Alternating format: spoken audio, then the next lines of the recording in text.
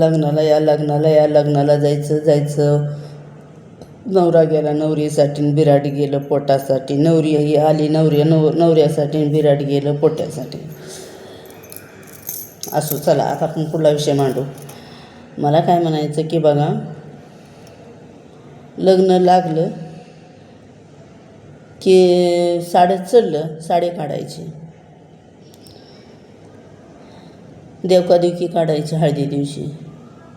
आता देवकादेवकी कुणकडे गेली की उई उई उई उई उई उई उई उई ही चाललं. आणि पुटू नीट उभा राहा, डोळे बघ, इकडं बघा, तिकडं बघा, इकडं बघा, तिकडं बघा, ओ तुम्ही इकडं बघा, ओ तुम्ही तिकडं बघा. कॅमेरेवाले बी तसलेच आणि बघणारे बी तसेच. देवकादेवकी बी कुणकडे गेली की बोंबलं.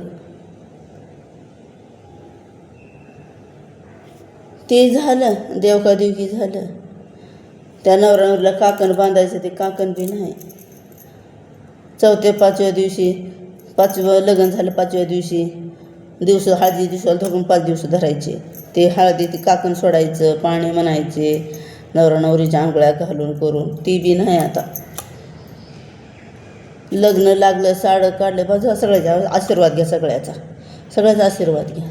नवरा नवरीनं सगळ्याच्या पाया पडत हिंडायचं. आता नवरा बी तैट, नवरी बी तैट की झालं. काकण त्यांचं काकण म्हणत होते, काकण सुटलं नाही बाई अजून, काकण नाही सोडलं. नवरी दाखवा, नवरी दावा. आई नवरदेव कुठे गेला आहे बाई? आई बोलायला नवरदेवाला म्हणलं होतं, कुठे गेला नवरदेव? आई काकण सुटलं नाही अजून. मग कुठं बाहेर पोरात बसला, नाव घ्यायला लावायला म्हणलं होतं, माहीत कुठे गेले की बाय. काहीतरी खेळाडपणा करायचा, हसायचं, बोला. आता काय नाही. पोटू टिंग, पोटू टिंग. अरे किती काढाव्या पोटून, किती हिडीव करावी, किती पोटू काढाव्या. एक बार जरी काढलं तरी चेहरातीच, 10 वेळा जर काढलं तरी चेहरातीच. पण म्हणतो ते लग्नाला बोलवा. कशासाठी बोलवायचं वराडाला? की कैलासाचे देव लग्नाला येतात त्या दिवशी. देव बी काय येतात लग्नाला? की ही एक 5 बोटाचा आशीर्वाद असतो सर्वांना, नवरा नवरींना. काय आशीर्वाद असतो, मनुष्याने लग्नाला बोलवायचं असतं. बरं, ती लग्नाला बोलवायचं आणि आशीर्वाद घ्यायचा म्हणजे काय? कुणाच्या तोंडातून काय निघतं, कुणाचा आशीर्वाद कसा निघतो. म्हणून पहिल्या बायका, एक मी व्हिडिओवर, माझ्या आईवर एक व्हिडिओ तुम्हाला एक वेळेस टाकून दाखवेन. माझ्या आईचा ना व्हिडिओ हा एक बार असा वनवास तुमच्या डोळ्याला धारा लागत्याल, एवढा वनवास झालेला आहे. काय पण एवढ्या वनवासातून राहत होत्या, कारण आशीर्वाद भेटत होता सर्वांचा आणि गडी पण नांदवत होते. कशी जरी असे बायको असेल तर, काळी असो, इद्री असो, मिद्री असो, कसली असो, माझी बायको मला प्यार म्हणत होते पहिलं. आता लग्न जमलं का ना, तर ही काडी करतो की ती काडी करतो की ह्यानं काडी करतो, त्या नवरदेवाची काडी नवरीला, नवरदेवाची काडी नवऱ्याला, नवरदेवाच्या घरी की नवरीच्या घरी आग लावायची चालूच. त्यांना आशीर्वाद देणार नाही तर काय करणार? त्यांच्याकडे काय गलती आहे? म्हणून करता म्हणतात, पहिली वराडी होती आमच्या आई, ती सांगायच्या, वराडी होती तर वराडीचं कणीस वाकडं होतं, म्हणून गडीबी आणि बाई वाकून राहत होती. हायब्रिडच्या ती माणसं तैटच झाले. काय करायचं आता? आणि कदर नाही, कुणाची कुणाला किंमत नाही. आणि लग्न घरी गेल्यास हळदीला आल्या की 4-5 दिवसांनी हळदीला माणसं जमायचे, एक यायचं. लांबलच चलत यायचं. काय गाडी का मोटर का सायकल होती, काय होतं, हळदीला जायचं. आम्ही लग्नाला निघालो होतो. मला लहानपणी मला समजते लग्न, म्हणजे आमच्या मंडळातलीच होती. तर लांब जायचं होतं, तर आम्ही पहाटेच्या 3 वाजता गाड्या काढल्या होत्या. कधी काढल्या? पहाटेच्या 3 वाजता गाड्या काढल्या. संध्याकाळचं लग्न होतं, दिवसभर गाड्या चालल्या.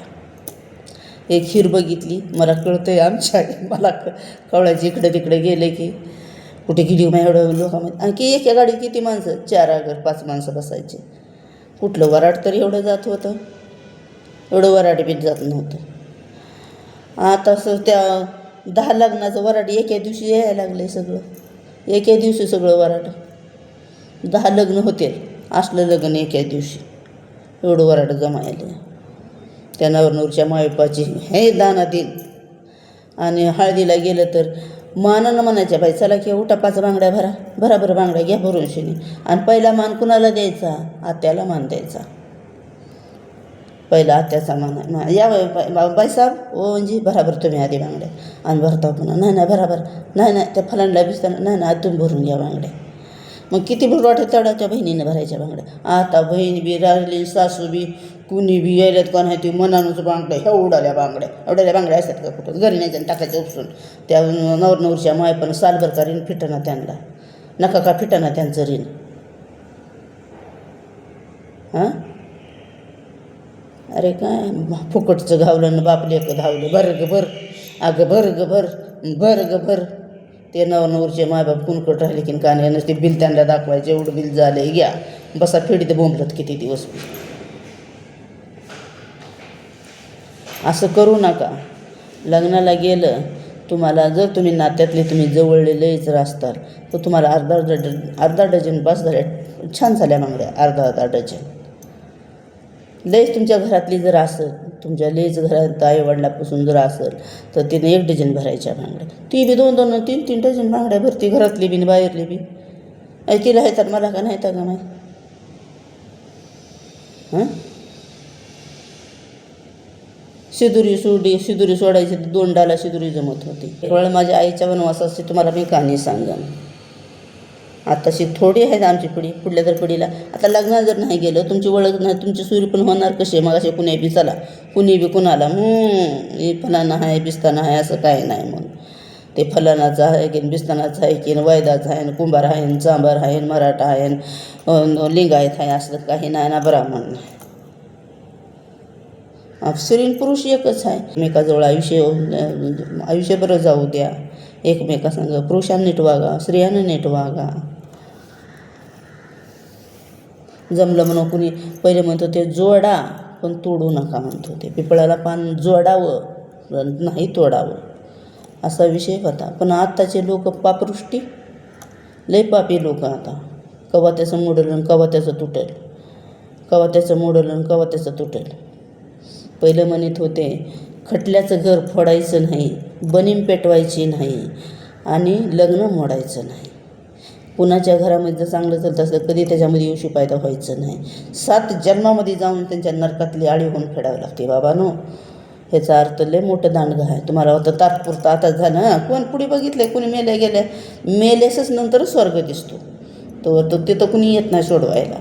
इथं कोणतरी म्हणतं पाऊस लागते अलीकडे, कुणी म्हणतं ऊन लागते अलीकडे उभा असाल, तिथं कुणीही म्हणू शकत नाही. तुम्हाला तुमच्या पापाचे कर्माचे फळ तुम्हीच भोगावे लागते.